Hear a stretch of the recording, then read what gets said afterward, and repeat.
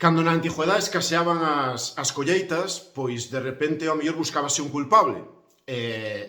Acusábase a algunha persona do pueblo de brujería ou do que fora e queimábase na fogueira porque se pensaba que se lle iba mal ao pueblo, estaban sendo malas as colleitas e había plagas, era por culpa da gente que estaba facendo hechicería. E incluso se nos remontamos máis ao pasado, pois hubo civilizacións e pueblos que para aplacar aos dioses ou contentalos ou para que eles foran benevolentes co mesmo tema, ca casa, cas colleitas, pois ao mellor incluso chegaban a sacrificar a miniños ou a personas a esos dioses para que os beneficiaran. Por suerte, hoxe en día temos moitísimo conocimento de como funciona o mundo, de como funcionan os ecosistemas terrestres e mariños, a meteorología, temos moito conocimento científico que fai que non seamos tan supersticiosos nin que caamos neso, non? É moi importante conocer o porqué das cousas para poder actuar. No medio deste contexto, e a pesar dese conocimento científico, ás veces encontrámonos con cousas que ao mellor son un pouco desacertadas. Por exemplo, cando se fala das orcas, suélese acuñarlle o término a ballena asesina ou as orcas asesinas, non? Cando en realidad non hai registro de que ningunha orca en estado salvaje matara jamás a ningún ser humano. En cambio, os seres humanos sí que levamos casi hasta o borde da extinción ás orcas e ao resto dos cetáceos. E é máis, somos os responsables en gran medida da esquilmación dos recursos da terra, non solamente dos pesqueiros, sino tamén de acabar con enormes cantidades de bosques, de selvas e incluso cos recursos mineiros, co ferro, cos minerales, de maneira que agora temos que tirar do reciclaje para intentar solventar a carencia deses minerales no medio natural, non? Entonces, os seres humanos sí que somos unha plaga, e os seres humanos sí que somos depredadores e sí que incluso somos asesinos, porque levamos ao borde da extinción a moitas especies ou incluso nos matamos entre nós. Moitas veces por codicia ou simplemente por dominar. Algo que as orcas non fan, nin ningún animal salvaje por norma general que matan para alimentarse ou ás veces poden excederse xojando, pois como pasa cun jato cando captura un rato que anda xojando con ele e o mata e o mellor non o come. Pero desde logo non andan pola vida exterminando poblacións, nin países, nin nada parecido, non? No que ten que ver co mar, de feito, os que máis peixe e recursos mariños e máis afectamos o estado do mar, dos seus fondos, da calidad das súas aguas, da calidad dos seus fondos, pois somos o ser humano. O ser humano extrae miles de toneladas de peixe e marisco a nivel mundial e tamén nas rías gallegas. De feito, nas rías gallegas vemos unha gran disminución, ao largo do tempo, estamos vendo unha gran disminución na abundancia de pesca e tamén na diversidade. De feito, que hai especies que antes eran moi comuns, que agora é moi raro velas, e hai outras que había moita cantidad, pois que agora pescamos menos, aínda que pescamos moi ben e temos moita capacidade de pesca. Por exemplo, antes había moitas sollas nas rías. A solla é un peixe plano que se lle chamaba o rodaballo dos pobres, porque había máis abundancia que rodaballo, tiña un precio máis económico, estaba rico, entonces de aí ven ese término, non? En cambio, na actualidade é moi difícil, hai moi poucas sollas, é un peixe que suele estar na parte máis interna das rías, é máis raro pescar en mar aberto, e tamén hai moita menos cantidad de rodaballo salvaxe, pero como deses poderíamos citar moitos máis. É certo que ás veces a cantidad de peixe e marisco aumenta ou disminuye en función de ciclos naturales do mar ou en función pois de que as corrientes mariñas, o alimento lle sea favorable, que as temperaturas ou as chuvias lle sean favorables nos momentos, por exemplo, de reproducción, de que as larvas podan desarrollarse, etc. Non? Entón, ás veces hai cousas naturales que afectan ou de repente se aumenta moito un depredador, pois pode disminuir esa especie que nos queremos pescar e que é comercial. Está pasando un pouco, sobre todo nas rías, eu traballo na ría de Muros e Noia, pero hai xente que traballa nas rías de Arousa, de Pontevedra e de Vigo. En esas rías, donde antiguamente había moito berberecho e ameixa, A tendencia ao largo dos anos foi que cada vez hai menos. En esas rías os mariñeiros están notando que hai unha gran abundancia dun tipo de raia que se chama ouxa, águila de mar ou chucho. Águila de mar é en castellano, ouxa e chucho son os nombres que a conocemos nós aquí. É unha especie de raia que ten un dardo venenoso no rabo, moi venenoso, é un peixe dos máis peligrosos que se pode atopar un mariñeiro. É difícil que unha persona que se está bañando na playa, unha destas ouxas represente un peligro para ela, porque os animales salvajes suelen escapar do ser humano, non? Pero nós, que andamos con redes e as pescamos, podemos entrar en contacto con elas e temos que ter cuidado cando a quitamos da rede para que non nos pinche, porque é moi peligroso. A mí nunca me pinchou ninguna, pero a meu irmán si lle clavou unha ao dardo no brazo e pasouno bastante mal. Tuvo que ir ao centro de salud, mareábase, unha hinchazón e un dolor tremendo e tuveronlle que dar tratamento. Ten habido personas que ao mellor incluso lle ten amoratado o brazo moitísimo e teñeno pasado fatal. Entón, os mariñeiros temos que ter cuidado con elas. Nesas rías, os mariñeiros están notando que hai moita cantidad, porque de repente ao mellor largan un aparello para pescar chopo e veñenlle un montón delas, ao mellor 50, 60, 70, 100 ouxas destas. Ou ás veces están mariscando co rastro e venas pasar, e hai vídeos gravados onde se ve gran cantidad dela, non? De maneira que tamén se lle está empezando a chamar plaga. Hai unha plaga de ouxas. A realidade é que a ouxa non é un tipo de raia, non é como a velutina, non é unha especie invasora, é unha especie que sempre estuvo aquí. Que, ao millor, por exemplo, eu na ría de Muros Noia, teño notado presencia delas, teño nos vido nas redes, pero, por exemplo, mariscando ao berberecho nunca vin ninguna. Dentro da ría sí que nos teñen vido nas redes cando traballamos ao chopo ou así. Algunhas, ás veces, pois pode haber un día que ao mellor nos viñeran 20 ou 30. Non tantas como nas rías baixas. Estas raias comen, entre outras cousas, berberecho e ameixa. Ao haber tanta cantidad, por eso se está dicindo que son unha plaga que acaba co berberecho e ca ameixa. Entonces, eu que quería comentar neste vídeo, con razón a este tema, que está sendo noticia, e leva sendo noticia desde fai anos, non é algo da hora, porque esta presencia importante dela está se notando desde hai anos, é que, curiosamente, eso que nós chamamos plaga, esa raia, esa ouxa, é unha especie que está en peligro crítico, que é xusto o paso previo a que entre na categoría de en peligro de extinción e extinta.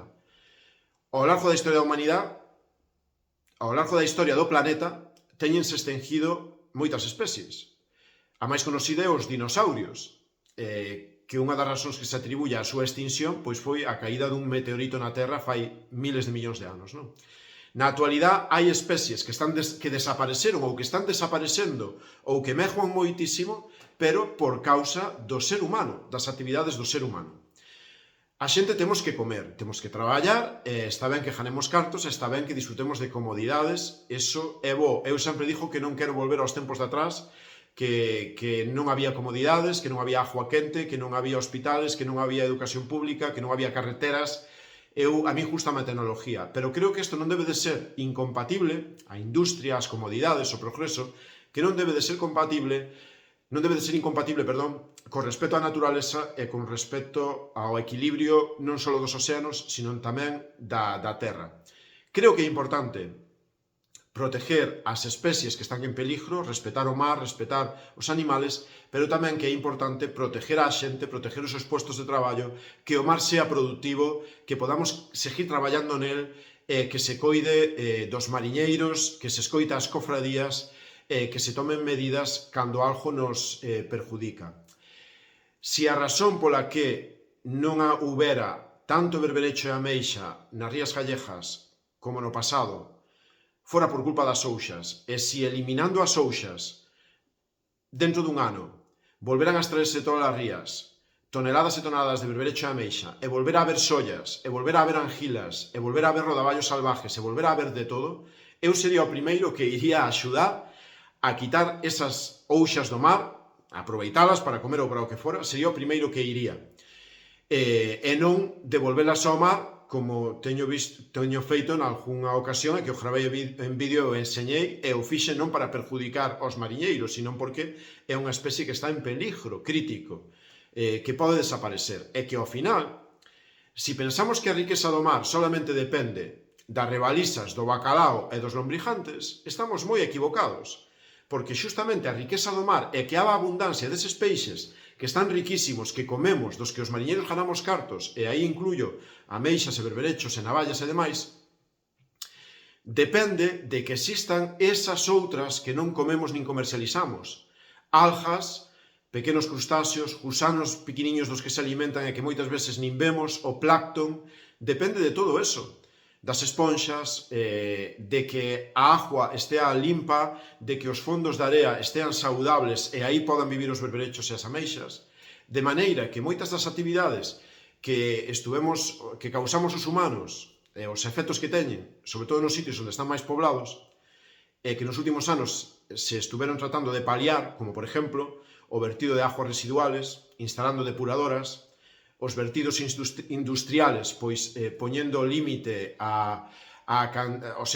tendo que depurar os residuos que se generan, ou tratalos adecuadamente nos sitios adecuados para elo, ou poñendo límite a determinados produtos que son moi tóxicos ou que son moi perjudiciales, ou tamén se estuveron tomando medidas para controlar o uso de pesticidas, de herbicidas, de fungicidas no campo, para que non fora tan fácil usalos e se usaran en cantidades desorbitadas, porque todo eso ao final acaba no mar.